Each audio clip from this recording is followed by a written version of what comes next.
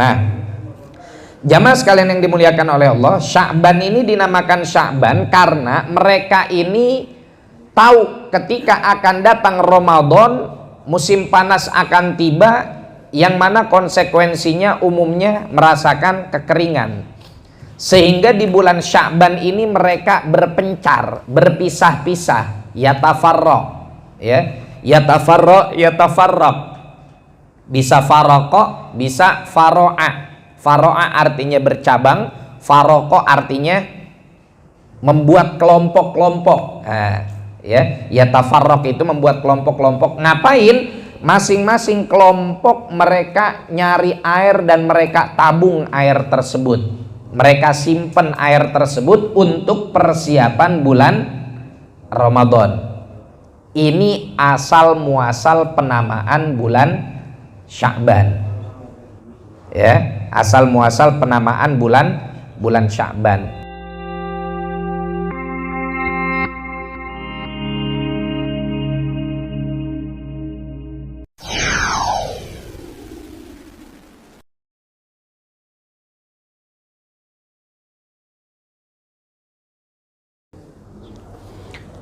Assalamualaikum warahmatullahi wabarakatuh. Alhamdulillah, wassalatu wassalamu ala sayyidina maulana rasulillah wa ala alihi wa ashabihi wa man tabi'ahu wa nasarahu wa wala amma ba'dah. Fanawaina ta'allum wa ta'lim wa tadhakkur wa tadhkir wa naf'a wal intifa' wal ifadah wal istifadah wal hatha ala tamassuki bi kitabillah wa sunnati rasulih sallallahu alaihi wa alihi wa sahbihi wasallam wa da'wata ilal huda wa dalalata alal khair ibtigha mardatillahi wa qurbihi wa thawabihi. Subhanaka la ilma lana illa ma 'allamtana innaka antal alimul hakim wa la haula wa la quwata illa billahil aliyyil azim. Allahumma inna na'udzubika min ilmin la yanfa' wa qalbin la yakhsha wa nafsin la tashba' wa 'ainin la tadma' wa amalin la turfa' wa min du'ain la yustajabu laha bi rahmatika ya arhamar rahimin. Allahumma inna nas'aluka ilmal ladunni wal mashrabas safiyal hani ya wahhabu ya ghani. Hadratul mukarramin yang sama-sama kita muliakan, yang saya hormati Bapak Ketua RW 16, yaitu Bapak Budi Haryono, yang mudah-mudahan senantiasa dijaga oleh Allah Subhanahu wa taala. Ketua DKM Mushola Al Barakah Bapak Haji Anas juga mudah-mudahan senantiasa dijaga oleh Allah. MC tetap kita Bapak Haji Khaidir mudah-mudahan selalu sehat walafiat. Burung hudhud royal ya Bapak Haji Suyatno, mudah-mudahan juga sehat semuanya. Dan para jamaah sekalian, bapak-bapak yang mohon maaf kalau nggak kesebut satu-satu, tapi semuanya mudah-mudahan selalu kita dalam naungan kasih sayang Allah Subhanahu wa taala. Kita bersyukur kepada Allah di Jumat yang penuh berkah ini sebagai Sayyidul Ayyam. Ya, kalau kita di pesantren itu santri punya dua makna Sayyidul Ayyam itu, Pak. Yang pertama, Sayyidul Ayyam itu karena memang hari Jumat adalah tuannya para hari. Hari yang paling mulia adalah hari Jumat. Itu makna secara syar'i. Tapi buat santri ada makna kedua dari Sayyidul Ayyam, yaitu ya-nya nggak pakai tasdid, Sayyidul Ayyam. Karena kalau hari Jumat siang mereka makan lauknya ayam. Jadi ketemu ayamnya seminggu sekali. Makanya kalau udah pulang sholat Jumat, wah itu langsung buru-buru ya, cari antrian. Bahkan sebelum sholat Jumat mereka sudah taruh piring di bawah semak-semak, di bawah pepohonan yang di depan, yang ada di depan tempat ngambil nasi, supaya dapat yang masih bumbunya masih enak. Jamaah sekalian yang dimuliakan oleh Allah, ini adalah Jumat pertama di bulan Sya'ban. Dan bulan Rajab telah berlalu. Kita sering mendengar bahwa Rajab itu adalah Syahrul Badr. Rajab adalah bulan di mana kita menanam bibit, kata para ulama, sebagaimana dinukilkan oleh Imam Ibnu Rajab Al-Hambali dalam kitab beliau Lataiful Ma'arif fima limawasimil ami minal wadhaif. Nah, kemudian para ulama juga mengibaratkan bahwa bulan Sya'ban adalah syahrus saqi, bulan dimana kita nyiram bibit yang sudah kita tanam. Alhamdulillah nih, dari semalam disiramin aja, bahkan dari kemarin malam ya, kemarin kita ada acara di daerah Kedaung sana dekat Rawa Kucing, pulang jam 1:30 pun hujan lumayan deras. Ini sekarang juga hujan hampir semalaman itu, tapi hujan zahir ya, hujan dari segi zahir untuk menumbuhkan tanaman-tanaman yang ada di sekitar kita.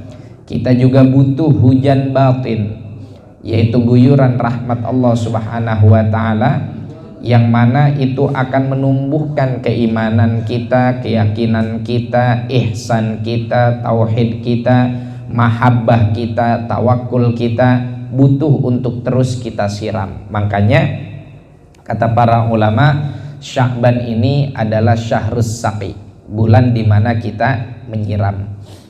Jamaah sekalian yang dimuliakan oleh Allah, secara bahasa nama Sya'ban ini diambil asal katanya adalah sya'uba, yang artinya adalah tafarro'a, bercabang ya. Jadi akar katanya adalah sya'uba yang artinya tafarro'a, bercabang. Kemudian juga dinamakan demikian ya. Jadi dulu orang Arab itu gini sebetulnya Pak ya, ketika mereka menamai bulan-bulan ini dengan nama-nama tersebut, ini kan patokannya dari sebelum Islam datang.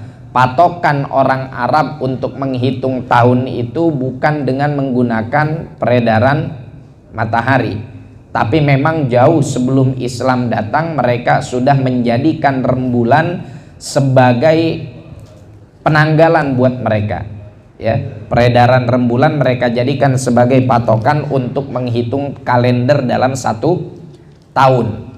Nah, dinamakannya nama-nama yang ada pada saat itu, penamaannya itu disesuaikan oleh mereka dengan musim di mana pada saat itu mereka alami. Contoh gini, kita kenal namanya bulan Rabi' Al-Awwal, kita juga kenal bulan Rabi' Al-Akhir. Rabi' itu sejatinya artinya adalah musim semi, dan patokan musim semi itu kan patokannya adalah peredaran matahari, bukan rembulan. Karena biasanya musim semi itu di daerah Arab itu terjadinya kapan? Terjadinya ya kisaran bulan April, Mei. Dari pertengahan Maret, April, Mei itu musim semi, musim dingin udah selesai, tinggal bunga-bunga bermekaran. Nah, kebetulan ketika mereka para ahlul lughah, ahli bahasa dalam tatanan bahasa Arab menamakan bulan-bulan tersebut, mereka namakanlah bulan Rabi itu yang kebetulan pada saat itu berbarengan dengan musim semi melalui kalender Masehi. Makanya walaupun dinamakan bulan Rabi, terkadang jatuhnya di musim dingin ya. Terkadang bulan Rabi jatuhnya di musim dingin. Contoh Ramadan itu kan dinamakan Ramadan karena asal katanya Romado. Romado itu artinya syadidul har, sangat panas. Dinamakan Ramadan karena kebetulan ketika mereka menamakan bulan yang ke-9 tersebut berbarengan dengan puncak musim panas di negeri mereka ya.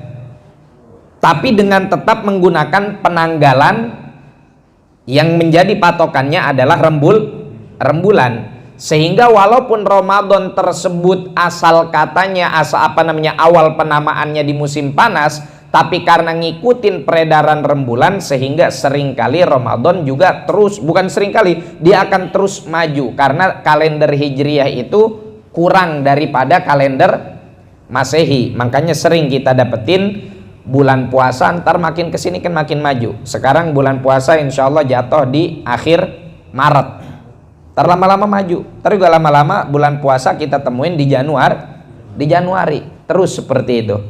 Nah, Bulan Sya'ban itu sendiri adalah bulan ke-8 sebelum bulan Ramadan. Dinamakan Sya'ban karena orang-orang Arab Badui ini, ya, orang-orang Arab di zaman baheula, di mana mereka masih hidup nomaden, yang pindah-pindah itu, ya, nomaden, pindah-pindah. Mereka senengnya, hobinya bikin khemah, bikin tenda. Sampai sekarang pun masih ada suku yang seperti itu. Dan Bapak kalau pernah kenal seorang penguasa Libya dulu, namanya Muammar Gaddafi, itu yang kita dengar dia nggak punya rumah. Dia itu hidupnya pindah-pindah dari gurun ke gurun, ya. Termasuk ketika jadi presiden dia punya istana negara, tapi untuk rumah singgah dia pindah dari tenda ke tenda. Cuman tendanya nggak kayak tenda kita, ya. Tenda presiden lain, ya, lebih mewah, lebih elit, dan pengamanannya juga lengkap. Nah, jamaah sekalian yang dimuliakan oleh Allah, Sya'ban ini dinamakan Sya'ban karena mereka ini tahu ketika akan datang Ramadan, musim panas akan tiba, yang mana konsekuensinya umumnya merasakan kekeringan. Sehingga di bulan Sya'ban ini mereka berpencar, berpisah-pisah, yatafarraq, ya, yatafarraq. Bisa faraqah, bisa faro'a. Faro'a artinya bercabang, faraqah artinya membuat kelompok-kelompok. Nah, ya, yatafarraq itu membuat kelompok-kelompok. Ngapain? Masing-masing kelompok mereka nyari air dan mereka tabung air tersebut. Mereka simpen air tersebut untuk persiapan bulan Ramadan. Ini asal muasal penamaan bulan Sya'ban, ya, asal muasal penamaan bulan Sya'ban.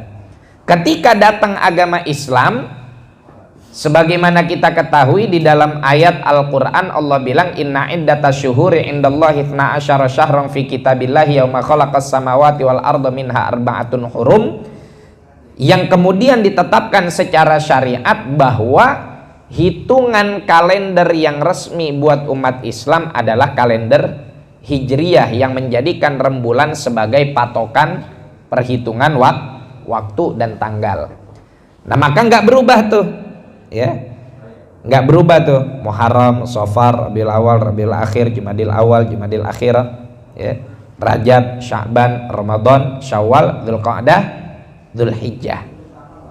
Tinggal di sini adalah wadhifah syar'iyah, tugas agama, yang mana Allah Subhanahu wa ta'ala memberikan keistimewaan masing-masing dari bulan-bulan tersebut. Di bulan Rajab ada keistimewaannya. Rajab syahrul istighfar. Rajab juga adalah bulan di mana terjadi sebuah momentum yang sangat agung, yaitu pertemuan baginda Nabi Muhammad sallallahu alaihi wasallam dengan Allah, ya, secara langsung.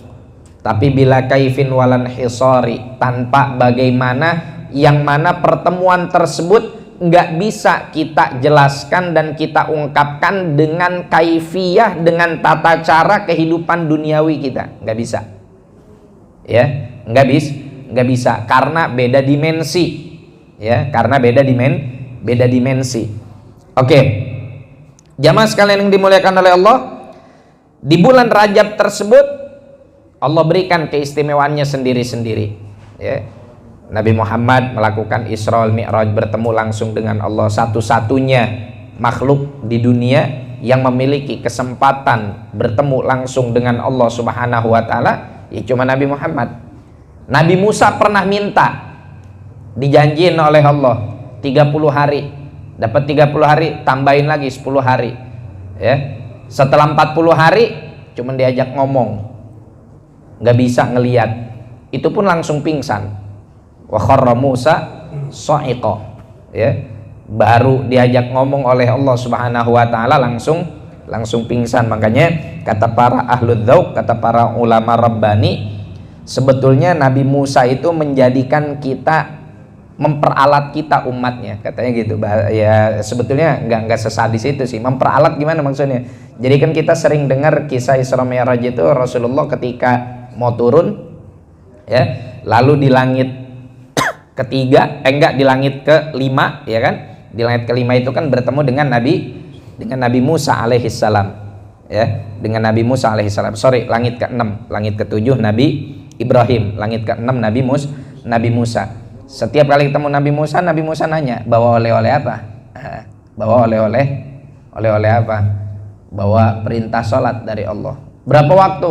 50 waktu. Waduh, 50 waktu. Macam kuat. Umat ente kecil-kecil, gitu katanya. Umat ente kecil-kecil, tenaganya letoy-letoy, ya kan? Alasannya banyak.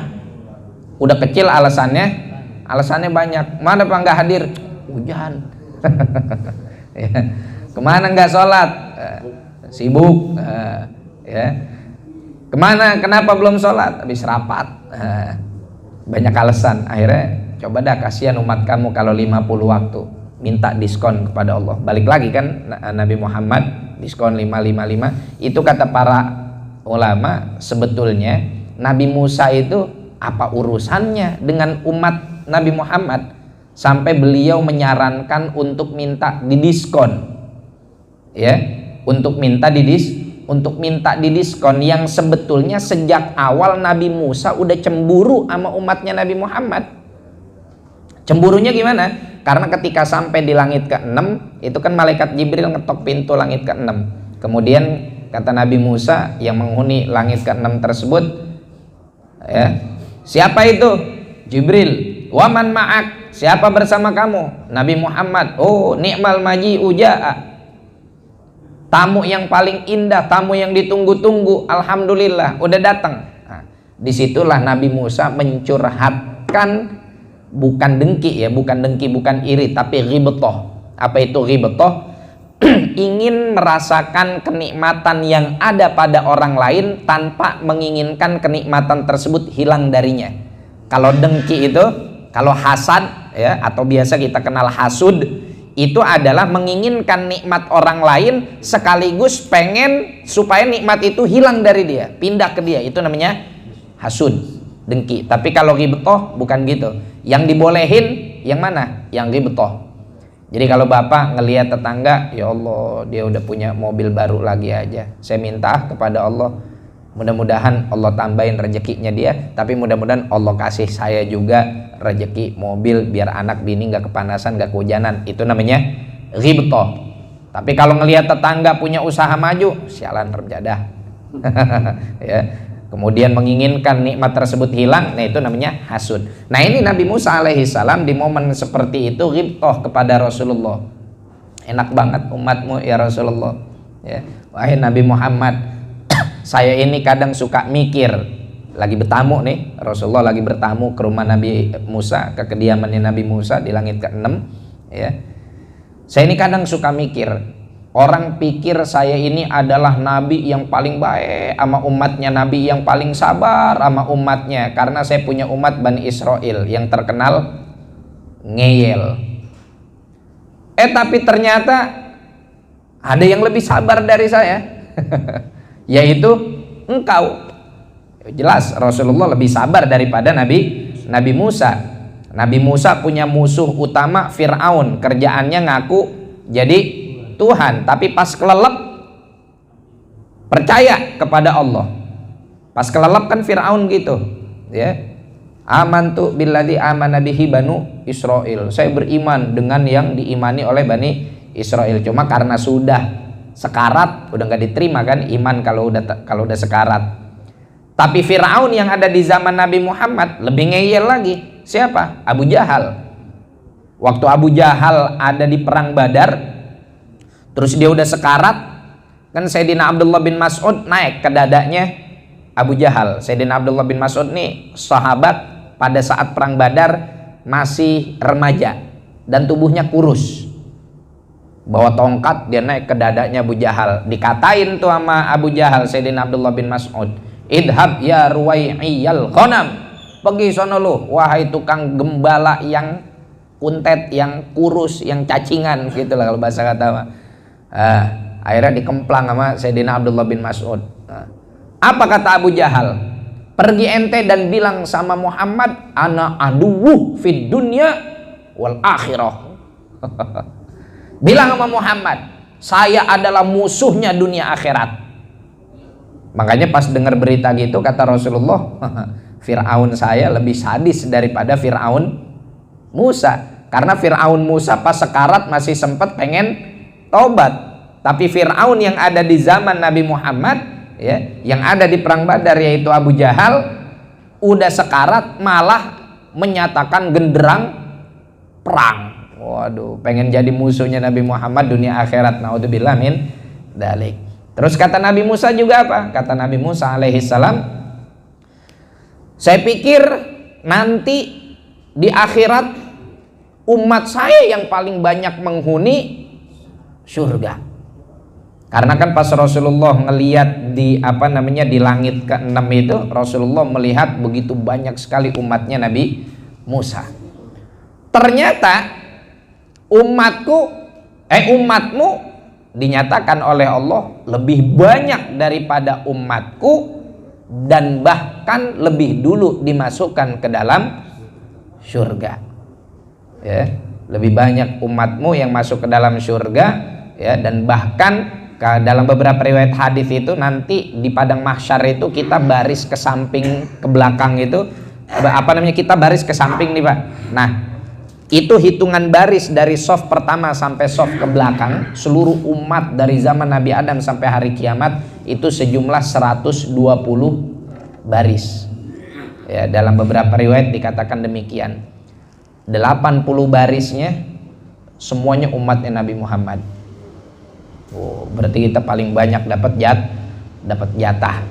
Nah, akhirnya karena Nabi Musa sudah sejak awal memang ya cemburu dengan umatnya Nabi Muhammad, ibadahnya sedikit tapi masuk surganya duluan, masuk surganya paling banyak. Maka tentunya ketika Rasulullah pulang bawa perintah ibadah sholat, seharusnya ya jangan ngasih tahu Rasulullah supaya minta didiskon. Makanya sebetulnya ada alasan lain, ya. Nabi Musa itu meminta Nabi Muhammad untuk bolak-balik kepada Allah bukan lantaran supaya ibadah sholat kita dari 50 dikurangi jadi 5 waktu, tapi lantaran Nabi Musa rindu dengan pantulan cahaya ilahi yang ada di wajah Nabi Muhammad Shallallahu Alaihi Wasallam.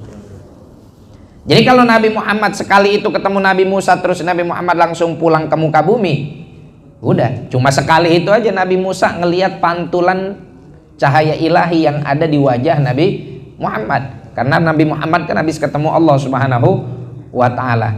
Jadi disuruh bolak-balik, ya, disuruh bolak-balik berapa kali balik tuh berarti? Ya, sekali balik kan dikurangin 5. Ya, dari 50 waktu sampai akhirnya menjadi 5 waktu. Nah, berarti 10 kali balik ya? 9 kali balik, berarti 9 kali Nabi Musa melihat dan ingin memandang wajah Nabi Muhammad. Lantaran apa? Lantaran di wajah Rasulullah terdapat pantulan cahaya ilahi. Nah, dari sinilah jamaah sekalian yang dimuliakan oleh Allah, ada yang namanya disebutkan di dalam ilmu agama itu sebagai sirrun nadhar, rahasia memandang wajah orang alim, wajah para aulia. Jadi jangan kita pikir bola mata yang bulat begini, tengah-tengahnya hitam, di sekitarannya putih ini hanya seperti alat CCTV untuk memandang di sekitar kita lalu mengirim sinyal dan merekamnya di otak kita tanpa ada kaitannya dengan pahala dan dosa. Enggak kayak gitu, Pak. Ya. Justru apa yang kita lihat oleh mata kita itu akan menghasilkan pengaruh yang begitu besar terhadap keimanan kita. Sangat berpengaruh begitu besar terhadap kesungguhan dan kegigihan kita di dalam ibadah. Ya. Kita kan sering Kalau ngelihat orang seorang alim Rabbani yang rajin ibadah, yang memang benar-benar terpancar dari wajahnya aura ahlul ma'rifah billah, itu kita jadi semangat ibadah. Ya. Kita ngelihat fotonya aja, kita lihat bikin kita semangat ibadah. Ketemu bertatapan langsung dengan wajahnya tanpa kita sadari, kita jadi semangat ibadah. Kita ada bahkan hanya dengan memandang wajahnya, kita punya spirit untuk meninggalkan maksiat. Tuh. Sama ketika kita ngelihat muka-muka ahli maksiat. Semakin sering kita ngelihat muka ahli fisik, orang yang fasik, semakin sering kita ngelihat muka ahli maksiat, maka itu pun akan mengirimkan sinyal-sinyal negatif dan noda ke dalam diri kita, apalagi yang kita pandang adalah sesuatu yang haram. Nah, ini juga akan sangat membahayakan keimanan kita. Nah, kenapa kalau kita ngelihat wajah ahlul ma'rifah billah itu, ya, wajah para ulama, wajah para sholihin itu bikin hati kita jadi semangat ibadah? Karena seperti yang dirasakan oleh Nabi Musa alaihi salam. Kita ngelihat wajah ahli ibadah. Wajah ahli ibadah itu adalah orang yang terdidik dengan para aulia Allah yang menjadi guru-guru mereka. Mereka telah melihat wajah ulama yang sebelumnya. Ya. Ulama yang sebelumnya telah melihat wajah ulama yang sebelumnya juga. Terus mata rantai pandangan tersebut sampai kepada pandangan Nabi Muhammad sallallahu alaihi wasallam. Makanya dulu sebagaimana disebutkan di dalam beberapa kitab hadis, ya, ketika para sahabat radhiyallahu, ketika para tabi'in itu mereka berjuang dakwah di jalan Allah tapi nggak berhasil, ditanya sama mereka, man minkum man ra'a Rasulullah. Ya, ini kayaknya kita banyak gagal ini di dalam dakwah karena kayaknya komandan kita, karena kayaknya kepala regu kita ini, ya, karena kayaknya ketua rombongan kita di dalam dakwah ini terlalu jauh nih, ya, punya masalah nih kayaknya nih. Akhirnya yaudah kita cari komandan yang lain, kita cari ketua rombongan yang lain. Siapa? Kriterianya yang pertama disebutkan oleh para tabi'in adalah orang yang pernah melihat wajah Rasulullah. Nggak ada tapi di situ, berarti sahabat. Nggak ada sahabat. Ya udah, kalau nggak ada dari kalangan sahabat, mamingkum man ro'a Rasulullah. Siapa di antara kalian yang pernah ngelihat orang yang pernah ngelihat Rasulullah?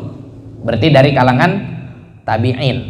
Tabi'in pernah ngelihat wajah sahabat, sahabat pernah ngelihat wajah Rasulullah. Nyaut seorang tabi'in, akhirnya dia yang dijadikan pemimpin hanya karena pernah memandang langsung wajah sahabat, yang mana sahabat memandang wajah langsung Rasulullah Shallallahu Alaihi Wasallam, dan Rasulullah sudah memandang zatnya Allah Subhanahu wa Ta'ala.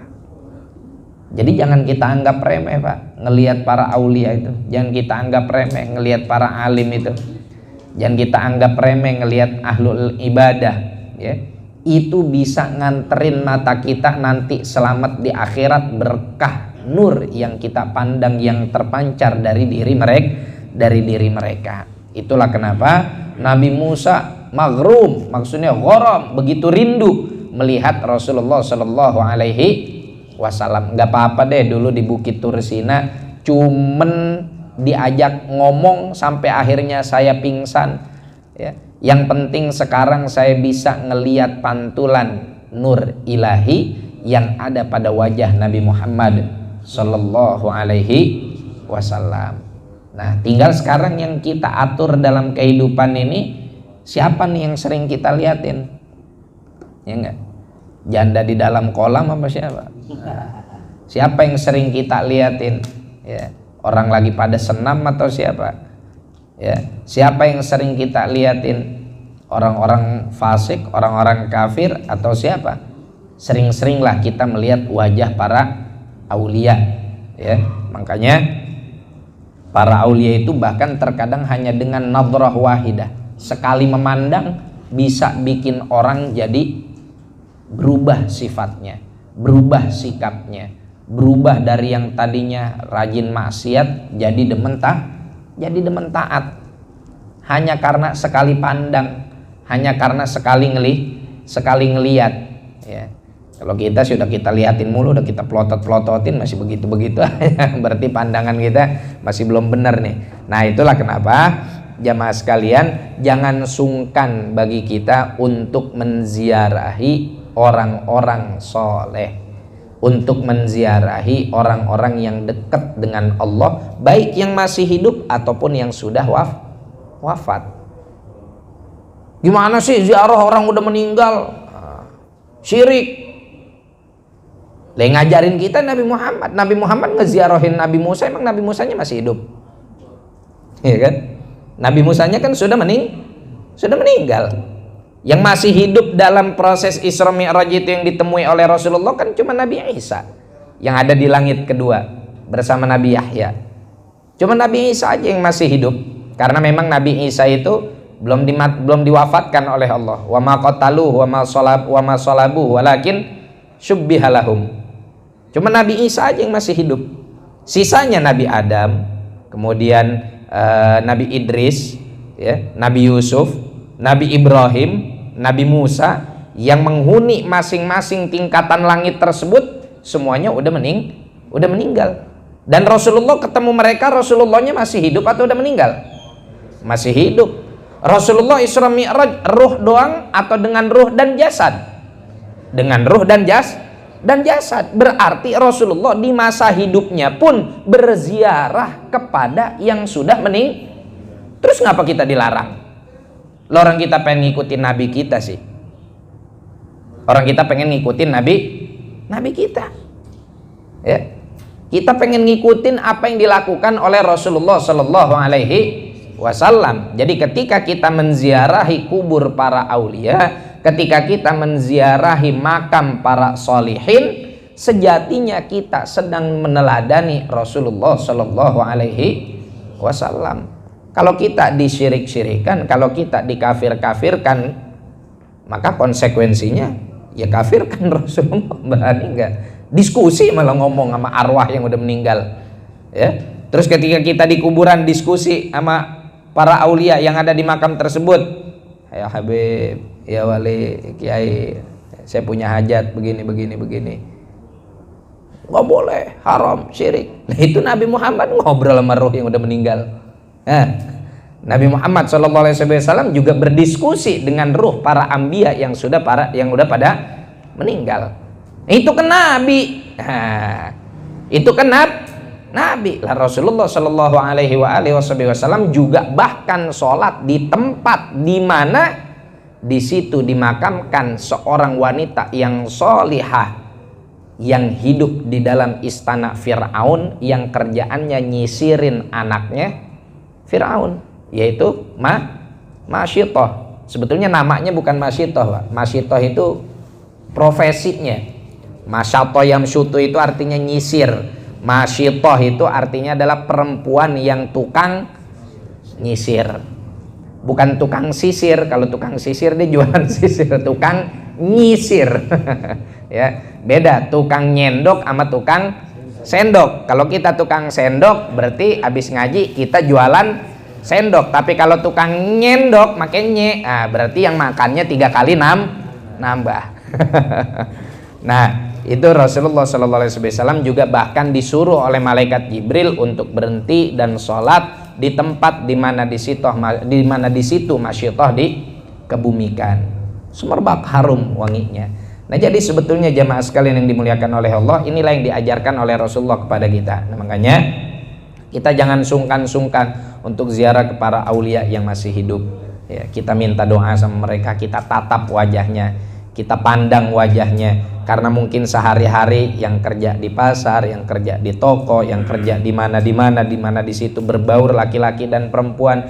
Kadang ada yang nutupin auratnya, kadang ada yang mempertontonkan auratnya. Kadang ada yang betisnya ditutupin, kadang ada yang bukan cuman betisnya, setengah pahanya ditonjolin. Ya, kita hapusin itu. kita semprot ya, kita pakai instok mata kita. Instoknya apa? Itu wajah para aulia. Jadi nyuci mata itu bukan ngeliatin aurat perempuan. Nyuci mata itu ya adalah dengan melihat wajah para aulia. Kalau kita bilang yuk nyuci mata yuk, di mana? No, di mall. No, di sono lagi pada senam poco-poco, pada pakai legging doang. Itu mah namanya nyuci matanya pakai air comberan. Bukannya bersih, yang ada malah belepotan. Nah, jamaah sekalian yang dimuliakan oleh Allah, mudah-mudahan di bulan Sya'ban ini Allah Subhanahu wa taala makin tingkatkan keimanan dan ketakwaan kita.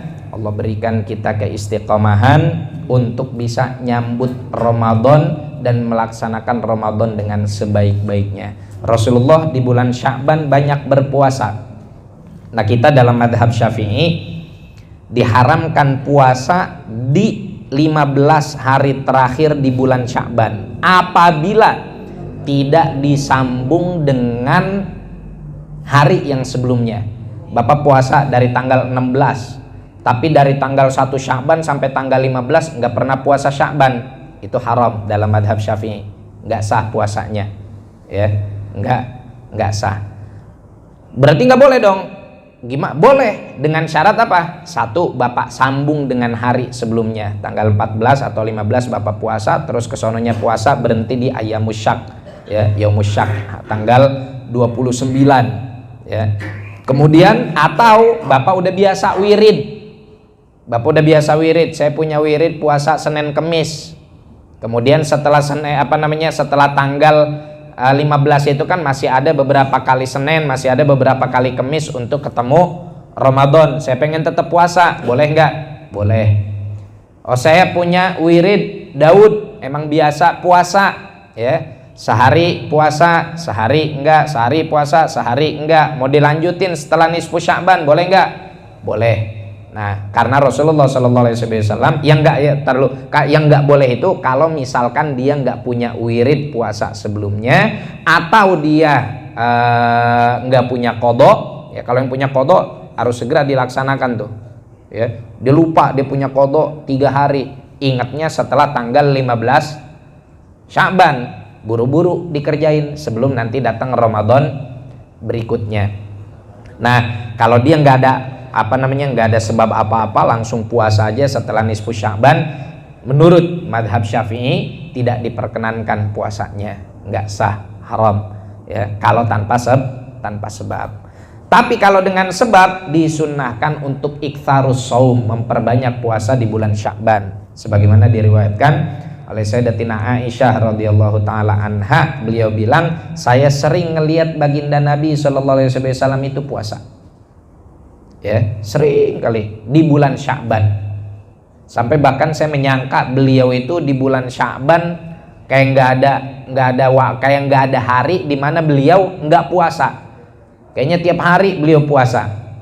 Ya, akhirnya ditanya oleh Sayyidatina Aisyah, ya Rasulullah, kenapa engkau memperbanyak puasa di bulan Sya'ban? Kata baginda Nabi, dzaka syahrun aghfala fihi katsirun minan nas. Itu bulan banyak orang lalai. Kenapa? Li'annahu baina Rajab wa Ramadan. Karena itu di antara Rajab dan Ramadan. Orang banyak ibadah di bulan Rajab, karena Rajab masuk Ashhurul Hurum. Ama banyak ibadah di bulan Ramadan. Lempengan Sya'ban orang biasanya rada nyepelein. Ya, makanya saya perbanyak puasa di situ, ya. Tapi kalau yang imannya lemah sih, mau Rajab, mau Sya'ban, mau Ramadan ya sama aja, ya. Sama ibadah, jangan kata di bulan Sya'ban, Ramadan yang puasa wajib aja puasanya hari pertama doang, hari kedua sahur cuman jam 8 udah ngopi, ya. Naudzubillah min dzalik. Nah, oleh karena itu kita perbanyak amal baik di bulan Sya'ban ini.